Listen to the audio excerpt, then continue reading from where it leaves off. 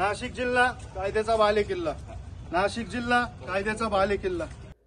नाशिक रोडीतील खासगी सावकार चंद्रशेखर उर्फ पिंटू शिंदेनं 3 लाखांच्या कर्जाच्या बदल्यात 8 लाख रुपये वसूल केले.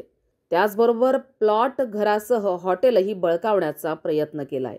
पण पोलिसांच्या धडक कारवायांमुळे किरण कानडे यांनी पुढे येत या खासगी सावकाराविरोधात आणि त्या मध्यस्थी विरोधात उपनगर पोलिसात गुन्हा दाखल केल्यामुळे पोलिसांनी या खासगी सावकाराला आणि मध्यस्थी अजय दुबेला अटक करत कायद्याचा बालेकिल्ला वदवून घेतलाय. किरण कानडे यांनी हॉटेलसाठी 2014 मध्ये खासगी सावकार चंद्रशेखर उर्फ पिंटू शिंदेकडून अजय दुबेच्या मध्यस्थीनं 3 लाख रुपये व्याजानं घेतले होते.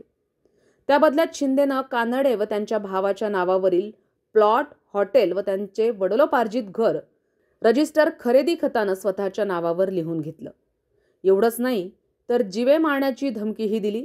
हॉटेल आणि घर जर पुन्हा हवं असेल तर 15 लाख रुपयांची मागणी देखील केली. जबरदस्तीनं 8 लाख रुपये खंडणीच्या स्वरूपात वसूलही केले. मध्यस्थी दुबेनंही कानडे यांना मारहाण करून धमकी दिल्याचं कानडे यांनी फिर्यादीत म्हटलंय. इतक्यावरच हे दोघं थांबले नाहीत तर कानडे यांच्याकडून बळकावलेल्या मालमत्तेच्या खरेदी खताच्या आधारे शिंदेनं कळवण येथील अंबिका पतसंस्थेतून स्वतःच्या नावावर कर्जही काढलं आणि त्या कर्जाची परतफेड कानडे यांना जबरदस्तीनं करण्यास भाग पाडल्याची धक्कादायक बाबही समोर आली आहे. संविधान न्यूज, नाशिक.